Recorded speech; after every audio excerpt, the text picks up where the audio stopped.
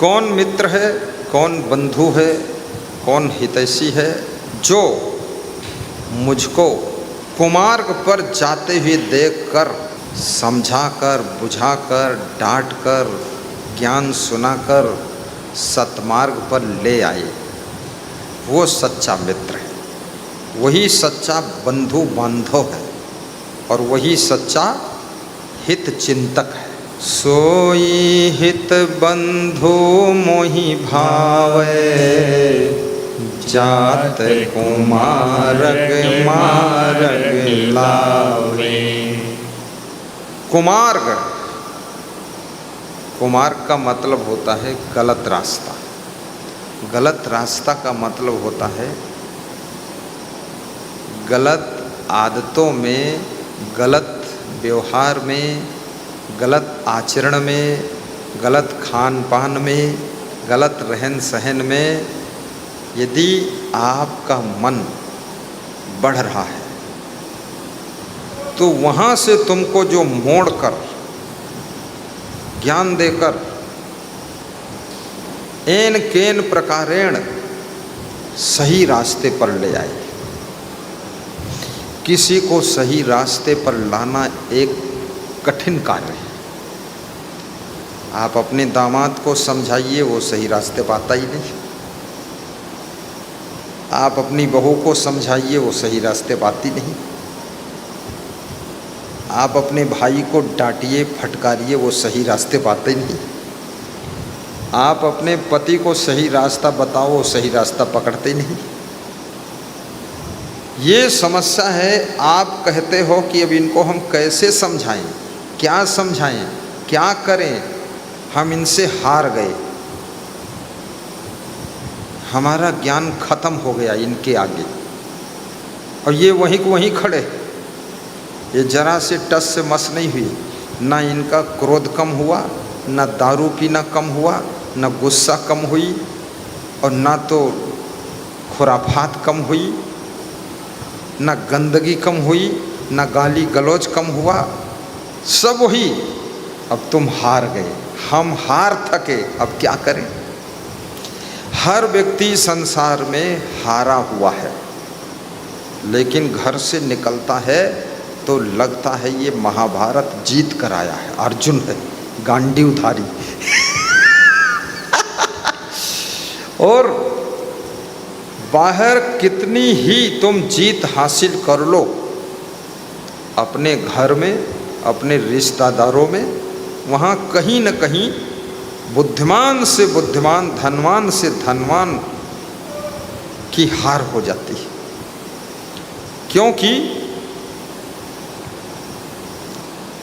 जिन खेतों में, फसलों में बीमारियां लगती हैं तो उसमें दवा छिड़कते हैं किसान लोग।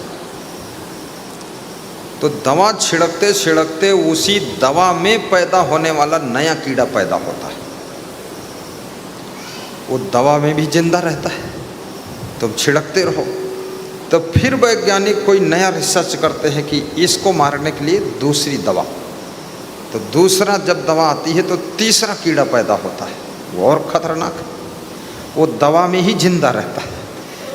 तुम कितना ही सुनाते रहो, समझाते रहो, बताते रहो, ये करो वो करो, लेकिन वो जो तुम्हारे घर में लगा हुआ कीड़ा है ना, वो नया नया रूप धारण करके फिर वैसे रहता है। बहुत मुश्किलें हैं लोगों के जीवन में, समझाना सबसे कठिन कार्य है और समझना उससे भी कठिन कार्य। लोगों के समझ में आता नहीं और लोग समझाते समझाते सोचते हैं इसको मैं क्या सुनाऊं, कैसे करूं, वो समझता नहीं। समझना और समझाना दोनों कठिन है। इसलिए जो ज़्यादा समझाने का काम करते हैं वे जल्दी बूढ़े हो जाते हैं। वो जल्दी बूढ़े हो जाते हैं। जो ज़्यादा डांटने का काम करते हैं वो भी बहुत ज़्यादा बूढ़े जल्दी हो जाते हैं। महाराष्ट्र में धुलिया जिला है जिसको धुले कहते हैं, धुले। तो वहाँ मेरा सत्संग था, तो एक गुरुद्वारे में मेरा निवास रखा। तो गुरुद्वारे का जो ज्ञानी था, जो वहाँ जिम्मेदार, जिसको हम लोग संचालक बोलते हैं, उसको ज्ञानी बोलते हैं, तो वो बहुत खुश हुआ और मेरे पास बैठकर 1 घंटे उसने खूब बातें किया, बड़ा खुश। बोले मैं तो वहाँ आने वाला था नेपाल बॉर्डर, तुम्हारा प्रवचन सुनता था और तुम हंसते थे तो मैं बहुत खुश होता था, ये संत को मिलूंगा, ऐसा हंसता है। बोले अहो भाग्य जो आप हमारे यहाँ ही आ गए। तो हमने कहा सरदार जी आपकी उम्र क्या है? बोला 46 साल।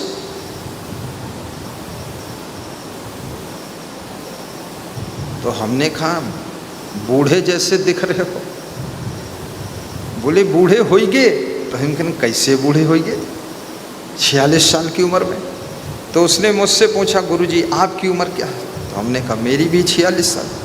बोले आप तो बहुत ठीक दिख रहे हो। तो हमने कहा आप बूढ़े कैसे होइगे 46 साल? तो उसने कहा इस गुरुद्वारे में हमारी ड्यूटी सबको समझाने की ही समझाते समझाते हम बूढ़े हो गए। तो हमने कहा कोई समझा? बोले कोई नहीं समझा, समझ जाते तो हम जवान हो जाते, कोई समझा नहीं। बोले जो आता है, कोई बीड़ी पी रहा है, कोई सिगरेट पी रहा है, कोई दारू पी के आ रहा है, तो हम उसी को डांटते रहते हैं, समझाते रहते हैं और फिर हम सेवादार को लगाते हैं। जब सब तरफ नहीं पीने देते हैं तो शौचालय के अंदर पीता है, तो उसके भीतर से जब धुआं निकलता है तो सेवादार को मोटा लठ लेकर खड़ा करता है कि जब निकलेगा शौचालय से तो ये एक लठ मारो। तो ये सब डांट फटकार में, समझावे में सब टेंशन बुढ़ापा आएगा, हम बुढ़े हो गए गुरुजी। तो हमने कहा हंस के समझाया करो, खुश रहा करो, टेंशन न लिया करो। बोले वाह कला हमका मालूम नहीं है, हम टेंशन में आ जाते। और गुरुद्वारा बड़ा है, बहुत बड़ा लोड भी है और ईमा सब उल्टा ही बवाल बनावा करते लोग। तो समझाने वाले लोग, सबको कंट्रोल करने वाले लोग महान होते हैं, बुद्धिमान होते हैं, विवेकवान होते हैं, दयावान करुणावान होते हैं, परंतु वे तब खुश होते हैं जब समझने वाले समझ करके सही रास्ते पर चलना शुरू कर देते हैं, तब उनको आनंद की प्राप्ति होती है।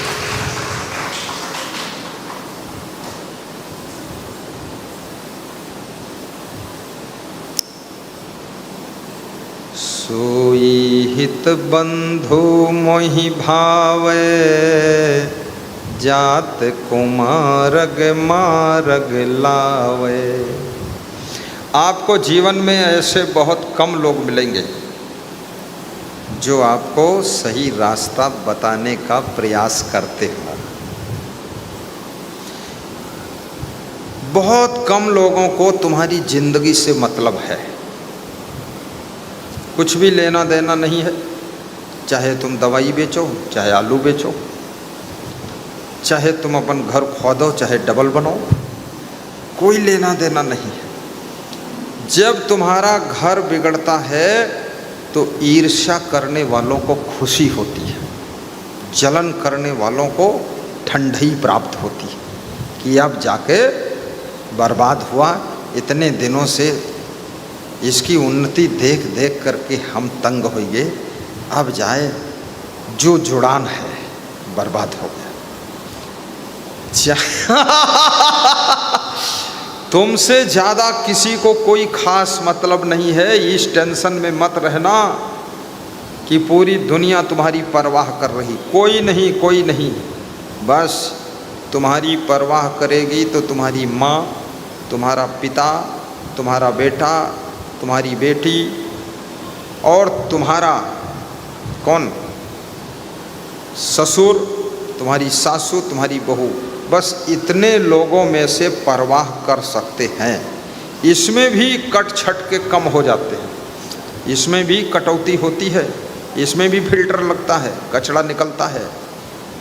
बेटी दामाद वो भी साइड हो जाते हैं, बहन बहनोई साइड हो लेते हैं, और धीरे धीरे बहू और बेटा भी ज़्यादा कुछ गड़बड़ होगा वो भी साइड हो लेते। अब तुम बचे कौन? पति पत्नी। अब फिर भी नहीं सुधरे तो पति पत्नी भी साइड हो लेते हैं। फिर तुम बचे अकेले तो तुम्हारा नाम है ठन ठन गोपाल, घूमते रहो। इसलिए ऐसा स्वभाव न बनाइए कि आप अकेले रह जाएं, ऐसा आचरण मत कीजिए कि आप अकेले ही पड़ जाएं, ऐसी बोल चाल भाषा शैली व्यवहार बर्ताव मत कीजिए कि आप बिल्कुल सिंगल रह गए, कोई नहीं साथ में। थोड़ा अपने में बदलाव लाइए, अहंकार की चादर उतार दीजिए, क्रोध की आग को बुझा दीजिए, सहनशीलता की तपस्या शुरू कीजिए, गम खाना प्रारंभ कीजिए, कांटों में गुलाब जैसे मुस्कराना शुरू कीजिए। जिंदगी जीने का यही तरीका है। और सबको जवाब मत दीजिए, जवाब तो हर जवाब का जवाब है, जवाब तो इतना है कि अगला लाजवाब है, लेकिन जवाब में फिर मामला सब खत्म है। इसलिए बात भी मत लड़ाइए, शांति से रहिए। बात लड़ाने वाला नहीं है, जिन्होंने बात लड़ाई है तो सारा सिस्टम गड़बड़ा गया है। और जो भाग्य में लोग हैं वही मिलते हैं, वही पत्नी मिलेगी जो तुम्हारी किस्मत में है, वही पति मिलेगा जो किस्मत में है। लखीमपुर जिले में बहुत आदमी है, लेकिन उन आदमी में जो तुम्हारी किस्मत में था वो तुम्हारा आदमी बना है। बहुत औरतें हैं लखीमपुर में, बहुत कोटेदार लहंगा पहनकर घूमती है। लेकिन तुम्हारी किस्मत में जो लेडीज़ थी वही पत्नी बनकर आई है। इसलिए उनको संभालो, उन्हीं को संभालने की कोशिश करो, गम खा लो और सही रास्ते पर चलो, सुधरो। अन्यथा बीमारी में कोई पानी नहीं देने वाला होगा। संभलो, अन्यथा कोई कुशल मंगल पूछने वाला नहीं होगा। बदलो, अन्यथा कोई तुमको बचाने वाला नहीं होगा। मैं गोला गोकर्ण नाथ में एक पंडित जी हमारे पास भाग कर आए, तो बोले हमारी पत्नी हमरे लात मारी से। तो हम कहें तुम का करो? बोले हम ओका ढकेल देनो भाग्यन तुम्हारे कमरा में है। हम के नहीं, यहाँ वो आएगी तो कहीं दरवाज़ा बंद कर लो अंदर से। हमने कहा घर तो आप ही का है, हम तो किराए से रह रहे हैं, पढ़ाई कर रहे हैं। तो बोले पढ़ाई कर तो, लेकिन आज रात में बचा लो बस, ठीक है। ये आलम, मेन रोड पर मकान है, बुद्धि विवेक नहीं है, पति पत्नी लड़ाई करने में ही थक जाते हैं, कोई उन्नति विकास नहीं है। जहाँ सुमति तहाँ संपत्ति नाना। पतियों को ज़्यादा गम खाना चाहिए, पत्नियों को भी गम खाना चाहिए। याद रखना, गाड़ी तुमको परेशान करती है, गाड़ी बदल देते हो, लेकिन तुम्हारा स्वभाव तुमको परेशान करता है, घर भर को परेशान करता है, रिश्तेदारों को परेशान करता है। तो ऐसे परेशान करने वाले स्वभाव चरित्र को क्यों नहीं बदलते हो? अपनी वाणी को क्यों नहीं बदलते हो? खुद के अंदर चेंजिंग ले आइए, सब सिस्टम सही हो जाएगा। अपने को भी बदलना सीखो। सामान तो खूब बदलते हो, लेकिन खुद को भी बदलो, स्वभाव बदलो, छोटे बनिए। मैं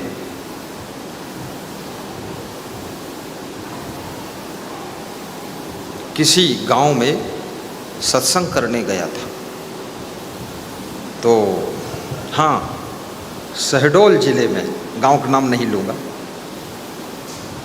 तो जिन्होंने मुझे बुलाया सत्संग के लिए, तो हमने उनसे पूछा कार्यक्रम की रूपरेखा क्या है। फर्स्ट दिन ही पूछा, तो बोले कार्यक्रम की रूपरेखा और कार्य की रूपरेखा और आपकी रूपरेखा सब हमारी धर्मपत्नी ही बताएगी। हमने कहा तुम खिन वहे होशियार हैं, वहे बताइए, हम वो जो बताती वो काम करते हैं। तो हमने कहा तो बुलाइए। कहीं वो खड़ी क्या है, कहीं इन्हें मैनेजमेंट है पूरा। हमने बुलवाया तो उन्होंने कहा कि गुरुजी ये रूपरेखा है, इतने बजे शोभा यात्रा है, इतने बजे ये है वो है सब। तो हमने कहा आपके पति जी कुछ नहीं बताए? बोले हमारे पति जी और मैं दोनों में इतना प्रेम भाव है कि ये थोड़ा सोच कम पाते हैं और मैं एडवांस सोचती हूँ, तो ये मेरी बात को मान लेते हैं। गांव में सबसे अच्छा मकान बन गया, आपका प्रोग्राम हो गया, दान दक्षिणा हो गई और मेरे लिए आप भगवान बन गए और हम लोग बहुत खुश हैं और मेरी बात ये मानते हैं। मुझे इसका अहंकार नहीं है, लेकिन यदि नहीं मानेंगे तो नुकसान होगा।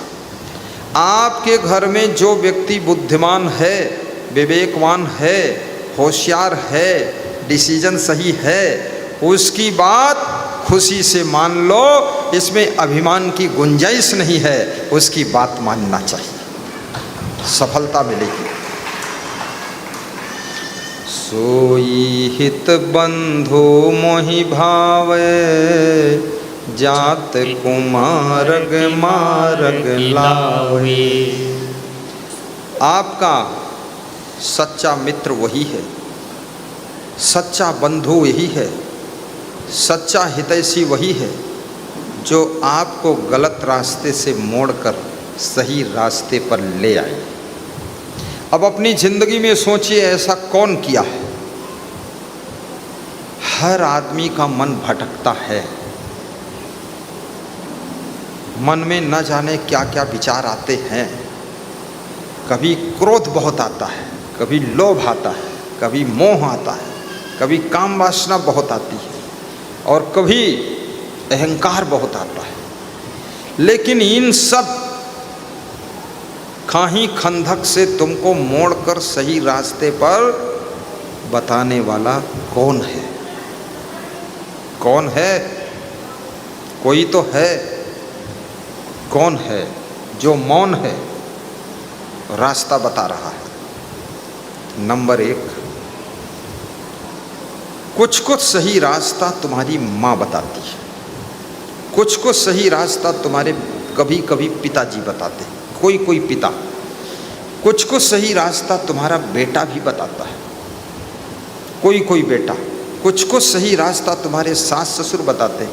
लेकिन टोटल 100% सही रास्ता बताने वाला कौन है? वो सही रास्ता बताने वाला जो है उसका नाम है गुरु जी। वो सबसे सही रास्ता बताते हैं और सबको बताते हैं।